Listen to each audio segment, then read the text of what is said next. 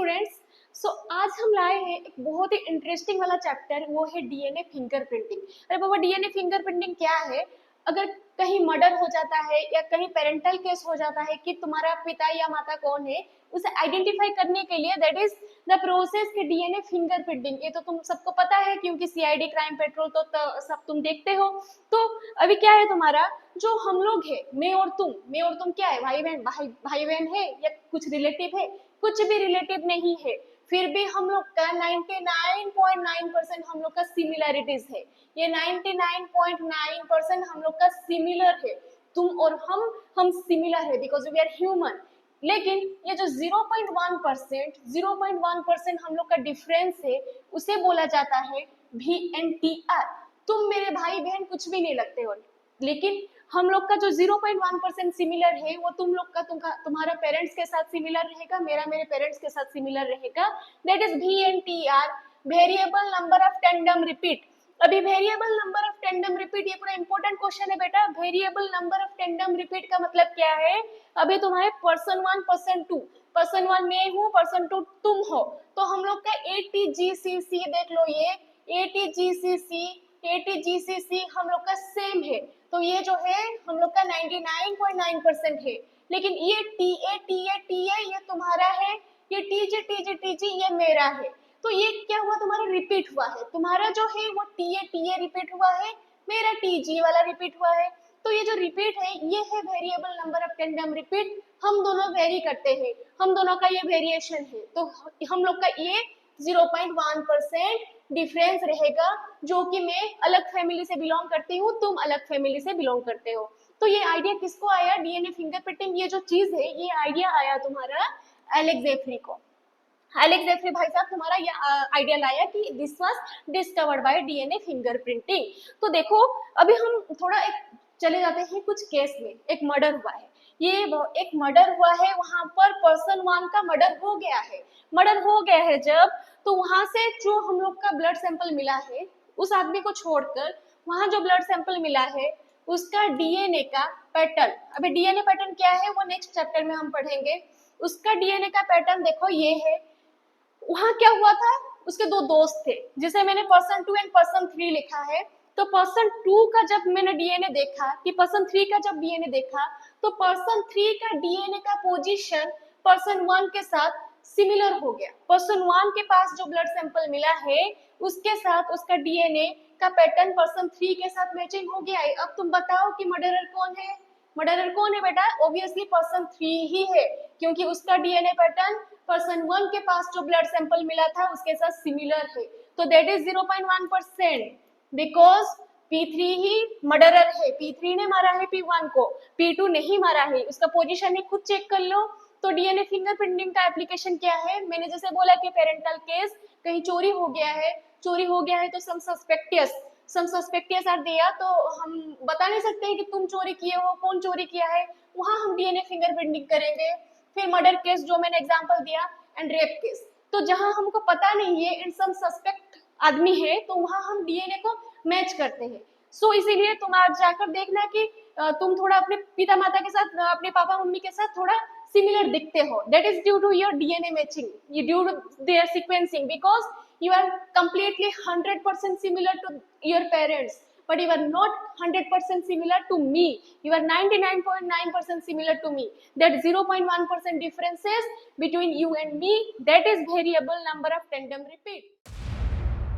तो अभी हम लोग का ये जो पार्ट 2 है, पार्ट 1 में मैंने क्या बोला था कि डीएनए फिंगरप्रिंटिंग क्या चीज है और इसमें क्या होता है। तो मैंने वहां पर एक मर्डर केस दिया था तुम लोग को कि पर्सन 1, यहाँ पर मैंने लिख दिया है person 1 is accused, and person 2 and person 3 ये सब क्या है तुम लोग का, ये सब सस्पेक्टियस है। इसका मतलब है इन लोगों को पुलिस या सीआईडी जो ब्रांच है ये सस्पेक्ट कर रही है, आइदर पर्सन 2 किल किया होगा या पर्सन 3 मारा होगा। तो यहाँ पर हम लोग क्या करेंगे, हम लोग का कौन था, पर्सन 3 था। तो हम लोग को ये जो प्रोसेस है, हम लोग को पता कैसे चला कि पर्सन 3 पर्सन 1 के साथ सेम है? मैंने एक बोला था, एक टर्म बोला था डीएनए पैटर्न। तो डीएनए पैटर्न को हम लोग को पहचानने के लिए देयर आर सम प्रोसेसेस। तो फर्स्ट प्रोसेस क्या है ये है आइसोलेशन ऑफ डीएनए। इसका मतलब यहाँ से जो ब्लड सैंपल मिलेगा तुम लोग को एंड पर्सन 2 एंड पर्सन 3, ये तीनों में से तुम लोग को डीएनए को आइसोलेट करना है। डीएनए को आइसोलेट कर लोगे तुम पहले, तो पर्सन 1 का डीएनए आइसोलेट कर लिए, पर्सन 2 का डीएनए आइसोलेट कर लिए, पर्सन 3 का भी डीएनए आइसोलेट कर लिए। अब इस डीएनए को तुम मैच करना, तुम मैच करोगे तो मैच करने के लिए प्रोसेस है, डीएनए को आइसोलेट कर लिए, फिर इसको कट किए that enzyme is restriction endonuclease enzyme. ये तुम्हें पता होगा क्योंकि तुम अपने हाई स्कूल लेवल में पढ़े होगे ये सब। रेस्ट्रिक्शन एंडोन्यूक्लियस का काम है तुम्हारा इसको कट करेगा। तो डीएनए को छोटा छोटा फ्रैगमेंट में यहाँ पर कट कर लिए।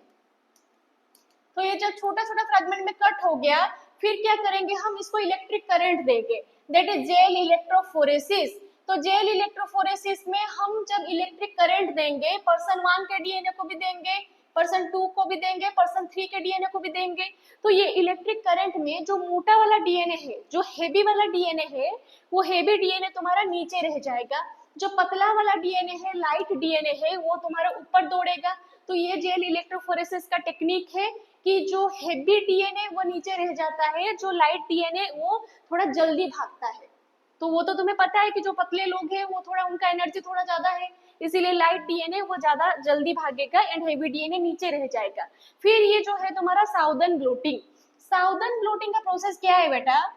साउदर्न ब्लोटिंग का मतलब ये नहीं है कि तुम्हारा साउथ में होता है, ये नहीं है कभी। साउदर्न ब्लोटिंग का मतलब है तुम्हारा जो हम लोग जो डीएनए अभी बनाए हैं जेल इलेक्ट्रोफोरेसिस में, जो हम डीएनए को भगा रहे हैं, वो डीएनए को तुम खाली आंख में कभी भी नहीं देख सकते हो। वो डीएनए को कोई भी साइंटिस्ट खाली आंख में नहीं देख सकता है। तो वो देखने के लिए साइंटिस्ट ने क्या किया, एक पेपर को डिजाइन किया। That paper is made up of nitrocellulose membrane और नाइलॉन मेम्ब्रेन। तो साउदर्न ब्लोटिंग जो है, साउदर्न ब्लोटिंग तुम्हारा ये पेपर, ये थोड़ा क्वेश्चन इंपॉर्टेंट है। ये साउदर्न ब्लोटिंग के लिए जो पेपर डिजाइन किया गया है, ये तुम्हारा नाइलॉन और नाइट्रोसेल्यूलोज मेम्ब्रेन से बना है।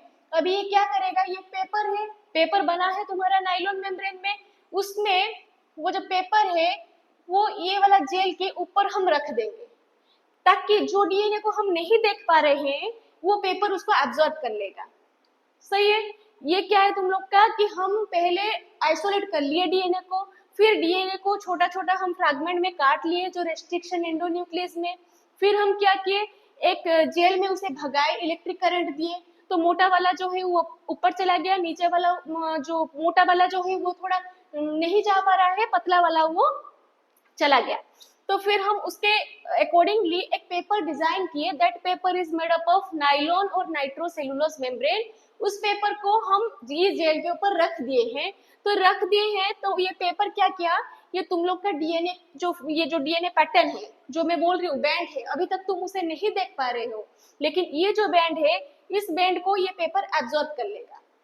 वो हमें नहीं पता है, लेकिन ये बैंड को ये जो पेपर एब्जॉर्ब कर लेगा। तो पेपर अगर एब्जॉर्ब कर लेगा, अभी हम लोग को जेल में कोई काम नहीं है, जेल के साथ हम लोग का कोई काम नहीं है। अभी हम ये जो ग्रीन वाला पार्ट है वो पेपर है, इसमें डीएनए वाला चला आया, डीएनए का जो पैटर्न है वो चला आया, एब्जॉर्ब होके चला आया। तो उसके अकॉर्डिंगली हम एक प्रोब डिजाइन करेंगे।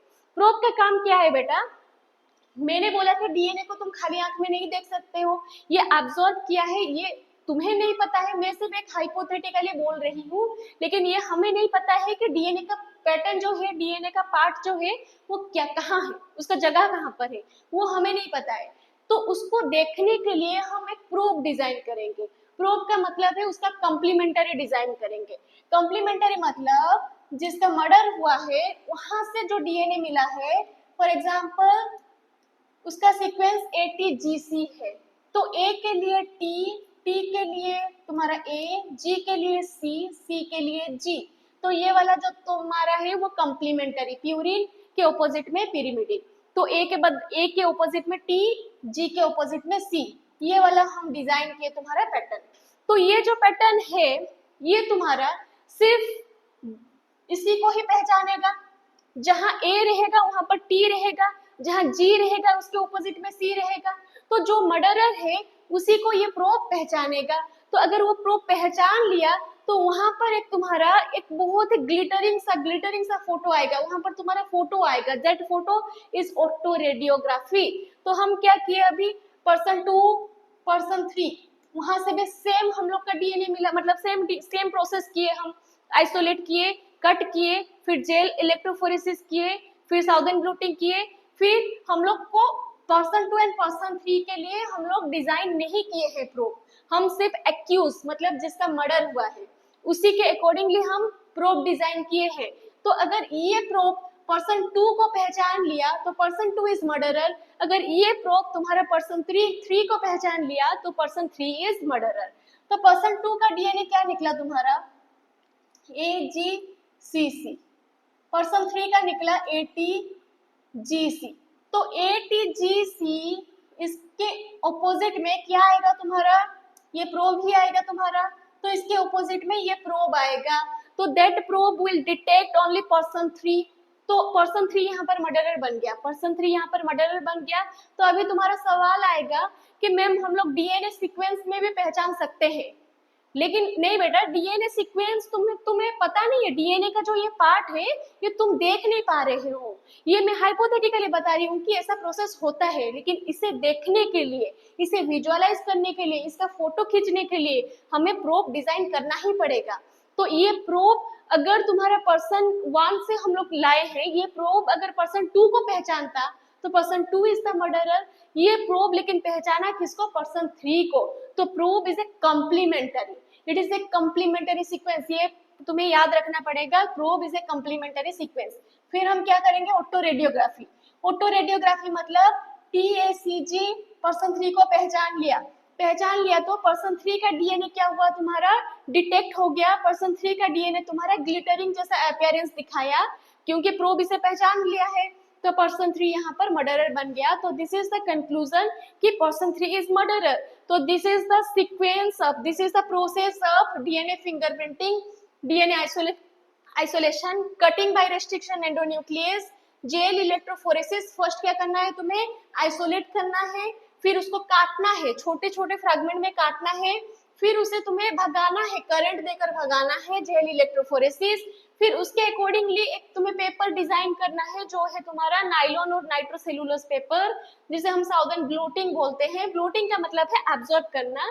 फिर हमें प्रोब डिजाइन करना है जो है कॉम्प्लीमेंटरी, जो कॉम्प्लीमेंटरी डीएनए सीक्वेंस को पहचान लिया उसका फोटो आ गया तुम्हारा ऑटो रेडियोग्राफी में। तो अभी तुम्हारा मर्डरर जो है वो P3 पर्सन 3 बन गया, तो पर्सन 3 अभी पहचान में आ गया। अभी मुझे लगता है कि तुम जहाँ मर्डर केस होगा, अगर तुम कुछ तुम्हारा कुछ मतलब क्राइम ब्रांच में तुम अगर आगे जाकर जॉब करोगे तो तुम लोग को ये आ जाएगा कि ये कैसे होता है। Thank you for watching, and for next chapter just stay tuned with us. Thank you.